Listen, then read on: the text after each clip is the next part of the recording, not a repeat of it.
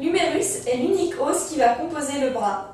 Il s'agit d'un os long formé de 3 faces, une face antérolatérale, une face antéromédiale et une face postérieure.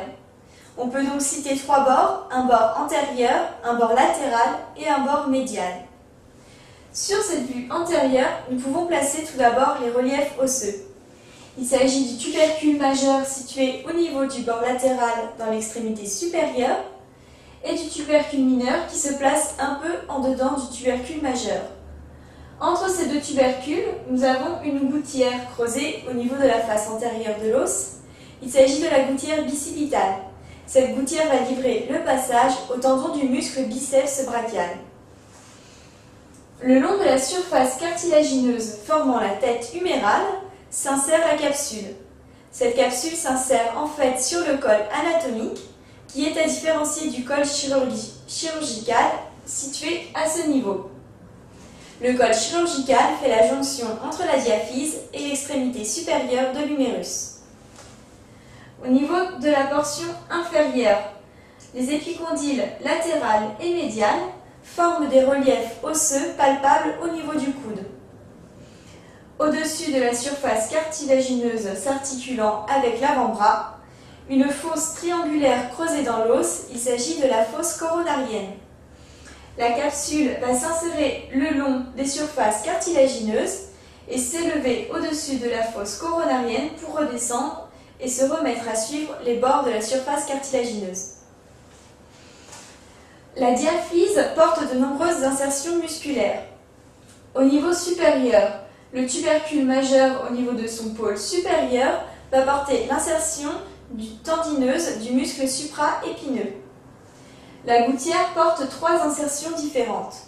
Tout d'abord, l'insertion du muscle grand pectoral le long de la berge latérale, puis le muscle grand dorsal le long du versant latéral de la berge médiale, et enfin le muscle grand rond le long du versant médial de la berge médiale de la gouttière bicipitale. Sur le tubercule mineur vient s'insérer un petit tendon terminant le muscle subscapulaire. Au niveau des 2 tiers moyens viennent s'insérer 2 muscles. Sur la face antéro-latérale vient s'insérer le muscle deltoïdien qui s'insère selon 2 fibres, des fibres tendineuses qui vont former le V et des fibres charnues se mettant au centre du V. Au niveau de la face antéromédiale vient s'insérer le muscle coracobrachial. La moitié inférieure, au niveau de sa face latérale, médiale ainsi que de son bord antérieur, est occupée par le muscle brachial. Le bord latéral, dans sa portion inférieure, comporte l'insertion du muscle brachioradial. En dessous vient s'insérer le muscle long extenseur radial du carpe. Enfin, les épicondyliens portent l'insertion de nombreux muscles.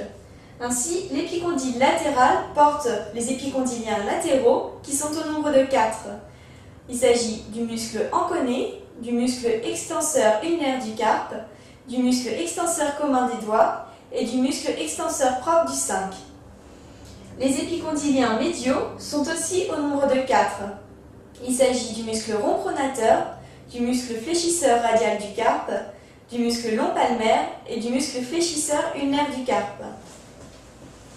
Sur une vue postérieure, on retrouve le col anatomique avec l'insertion de la capsule le long de la tête humérale. Le tubercule majeur se prolonge un peu en arrière.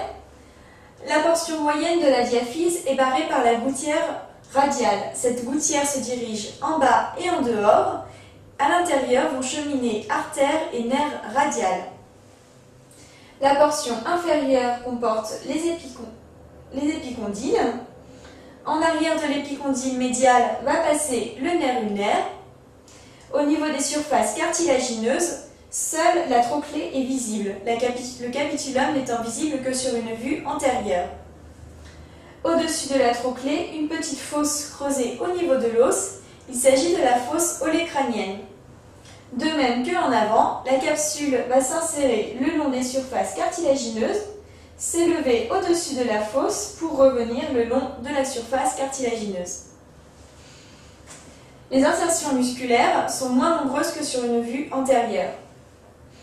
En arrière du tubercule majeur, son pôle supérieur, vient se placer le muscle infraépineux. En dessous, le muscle petit rond. Ces muscles font partie des muscles de la coiffe des rotateurs. Les muscles de la coiffe des rotateurs sont en fait formés des muscles supraépineux, infraépineux, petit rond et subscapulaires. Au-dessus de la gouttière radiale vient se placer l'insertion du muscle vaste latéral. Dans la portion latérale, sur le bord latéral, débordent les fibres du muscle deltoïdien que l'on avait vu s'insérer au niveau de la face antérolatérale sur une vue antérieure. Sous la gouttière radiale vient se placer le muscle vaste médial. Muscle vaste latéral et muscle vaste médial vont former, avec un troisième muscle, le muscle triceps brachial. Au niveau de la portion inférieure, les épicondyliens latéraux débordent un peu en arrière. Nous avons ici en particulier l'insertion du muscle anconé.